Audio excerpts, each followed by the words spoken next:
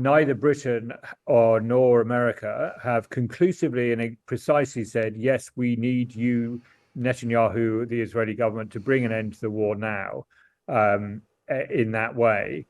Um, what we don't know is when Rishi Sunak talks about a sustained ceasefire, is he hinting at that? Or is he saying, yeah, you can have a week to negotiate hostages, but we don't think you should start again until you've got better plans about how to deal with the civilians there? We don't quite know what the British government means there. Richard, what are the chances of a prolonged ceasefire, do you think? Rishi Sunak's statement raises far more questions than it answers, although it is a very much a significant shift in British policy, the British tone, that has coincided with Lord Cameron becoming Foreign Secretary. The government has become much more critical of Israel and much more pro ceasefire in a general way. But these qualifying adjectives, you mentioned prolonged. Other people have said sustainable. Other people have used other words. I mean, the differences between these words are all important. You could have a ceasefire. It's possible. In my view, unlikely, because both sides say they don't want this at the moment. But it's possible that you could have another ceasefire like we saw at the end of last month, a week ceasefire, some more hostages exchanged, probably not all of the remaining hostages, but some more hostages exchanged, some more humanitarian aid going into Gaza for the civilian population who are now starving. And we all have seen the terrible images from there. They will get some relief and then back to war. What much of the world is asking Israel to do is to agree to a full ceasefire. Basically, go back to the situation before October the 7th. They say you've punished Gaza and Hamas enough for what happened there. It's time for a ceasefire, more negotiations about, the future of Gaza, the future of the Palestinian peace process. Obviously, yes, the hostages again, but that's basically the war is over. Neither Britain nor America have conclusively and precisely said, yes, we need you, Netanyahu, the Israeli government, to bring an end to the war now, in that way. What we don't know is when Rishi Sunak talks about a sustained ceasefire, is he hinting at that? Or is he saying, yeah, you can have a week to negotiate hostages, but we don't think you should start again until you've got better plans about how to deal with the civilians there? We don't quite know what the British government means there. And that's also true of Biden, by the way, who's uses different language, but he says he wants Netanyahu to wrap this war up quickly. But he's in agreement with Israel's war aims. But there is no way that Israel can complete its war aims quickly. I mean, that's always been fairly obvious. It's even more obvious now as this war, heads towards the new year, without significant ground control over Gaza. Ground control over significant parts of it, but still a huge long way to go. And what about the mood in the country of Israel? The Israeli government is one thing, Netanyahu is one thing, but what are people saying and feeling right now? The mood is very confused. It's even before this war, as you may remember, it was quite a divided society. A lot of people are now virulently hostile to Netanyahu. He was always a very divisive figure, but he had this populist appeal. He managed to always string together these, cross-party coalitions, which put emphasis on the security of Israel, somewhat to the distress of his own allies, who, particularly democratic administrations in the States, who wanted him to, put more emphasis on finding a settlement to the Palestinian issue, which he's never shown much sign of being interested in.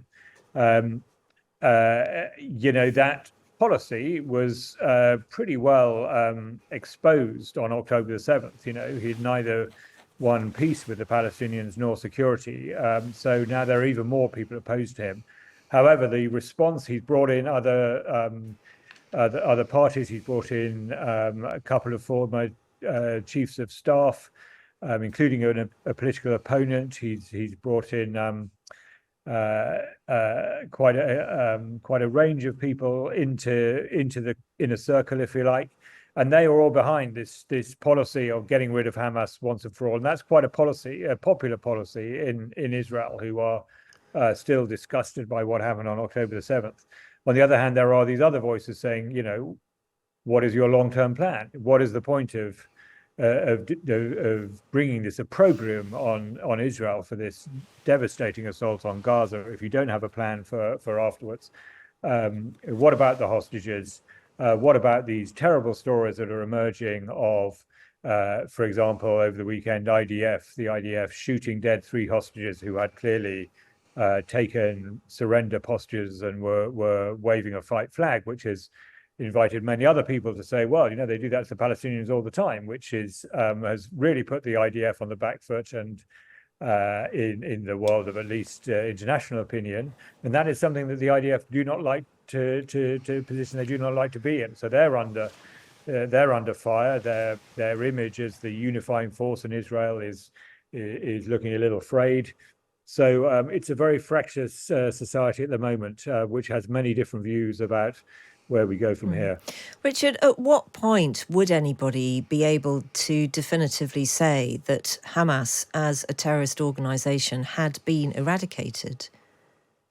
Yes, so that's a very, very good question that goes right back to the beginning of the war, because that was the stated war aim, and that was what Netanyahu said. Pretty soon after that, you started hearing people kind of redefine it, particularly people in what you might call the military apparatus. So not serving generals, who of course can't criticize Netanyahu, who's their boss, but retired generals, particularly those who work as analysts in the big security think tanks and so on, and others who like to make their voice heard. Sort of redefining it as well, make sure they can't be the controlling force in Gaza. I don't think anyone thinks you're going to kill every Hamas member, certainly not the international leadership abroad, certainly not all the Hamas supporters, particularly, there are Hamas supporters everywhere in the Palestinian communities, in Lebanon, in Syria, and of course in the West Bank. So I think what they're trying to do is take out all the military infrastructure, those tunnels. They're trying to get in a position where they can control the ground, so they can say, right, we are now going to put in place a civilian administration. And if the Hamas start coming out and blowing things up, they'll be targeting Palestinians, not Israelis. And then of course they will be trying to kill as many Hamas leaders who they can find in the tunnels or who come out of the tunnels. I think if you follow my distinction between those two sort of aims, I think we're clearly on the latter aim. Richard Spencer, thank you very much indeed for talking to us. Just actually briefly, isn't the US Defence Secretary in Israel today? Yeah, again, a man with a ambiguous message. He is coming. The Biden administration is under a lot of political pressure. Biden, classic centrist, he finds himself under fire from right and left. Right for not being supportive enough to Israel, from the half of the Democratic Party for supporting the war at all in the face of these enormous Palestinian casualties. So he sent Lloyd Austin basically to try and work out with the Israelis, if they're willing, if there is a different way of pursuing this war, which doesn't, to put it crudely, put images of dead and dying Palestinians on the TV screens and newspaper pages day after day after day after day as we approach an American election year.